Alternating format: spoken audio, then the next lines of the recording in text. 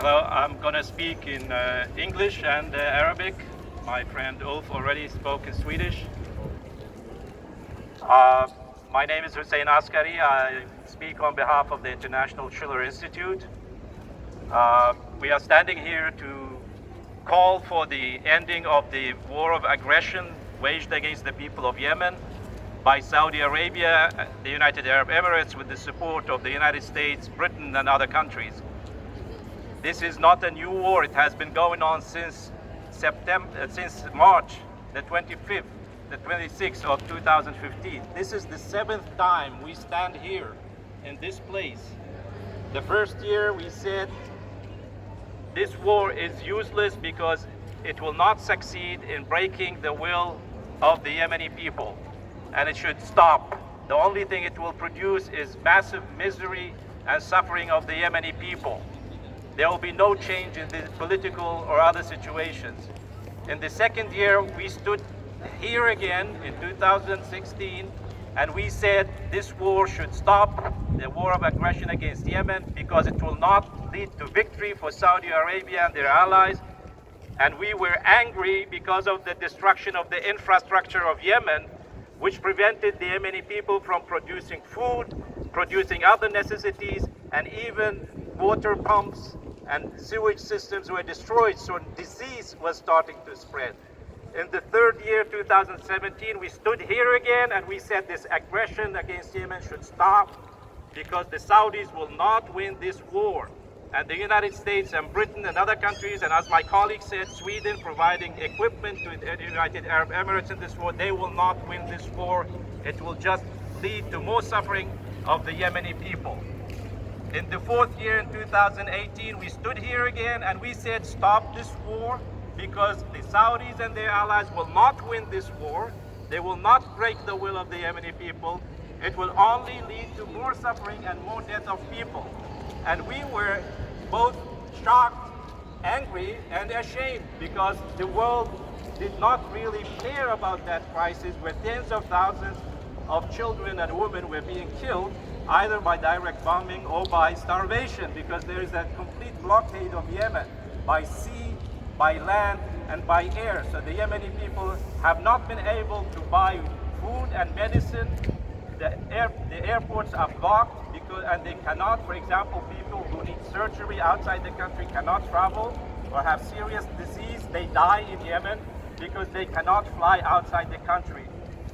In the next year, so every year we have been standing here since 2015, and we would say the Saudis and their allies will not win this war no matter how much weapons you give them, no matter how much intelligence you provide them. But we were also very angry that year because the world started to hear about the humanitarian crisis in Yemen, and that every 10 minutes a Yemeni child dies, but nobody did anything. In 2019, we stood here and we said we are angry, we are shocked, we are ashamed, and we have to do something. This war cannot be won. No matter how much weapons and support you give to the Saudis, they will not win this war. But we were even more angry because the only thing the international community would do for the dying children in Yemen is to raise some money. Give us $10 a month, we send some money to the children in Yemen so we can save them. But nobody talked about stopping the war, which is causing the suffering. Nobody talked about stopping the economic blockade, which is causing the suffering. Your 100 kroner a month does not help the children in Yemen.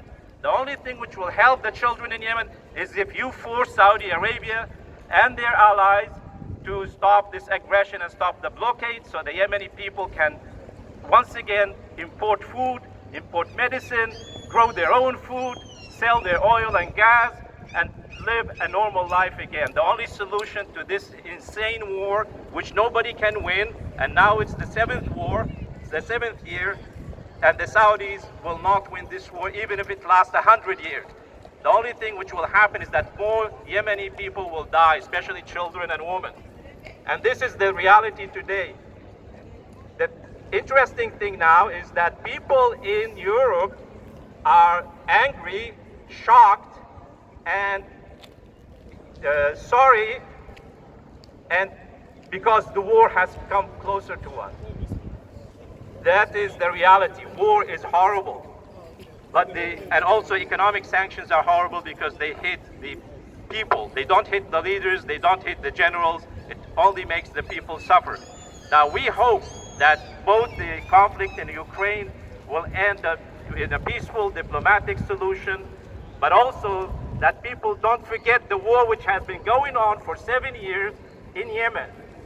The Schiller Institute have initiated 2 international initiatives. One, which we call Operation Ibn Sina, is to provide immediate humanitarian aid to people not only in Yemen, but in Afghanistan, where there's a horrible humanitarian crisis because the United States and its allies have blocked all financial resources to Afghanistan, so people in Afghanistan cannot import food and medicine right now.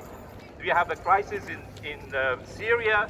We have the crisis in Haiti, and so on and so forth. The world should unite to solve these humanitarian crises and build a health care system for all nations.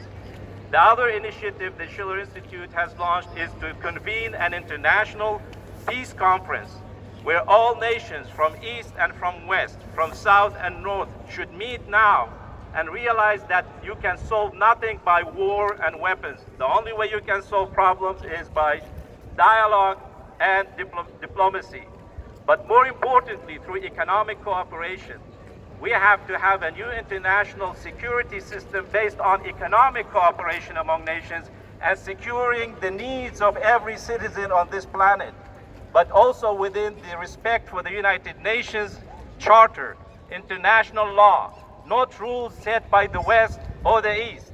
We have to go back and respect the Charter of the United Nations, which followed the horrible Second World War. We said never again we should have new international law. That is the law which should apply now. But it should be based on dialogue among nations, respect for the sovereignty of nations, but also economic development so we can eliminate poverty, disease, epidemics, and pandemics in the world. So I hope that we are standing here in support of the Yemeni people to end the war and blockade imposed on them since 2015.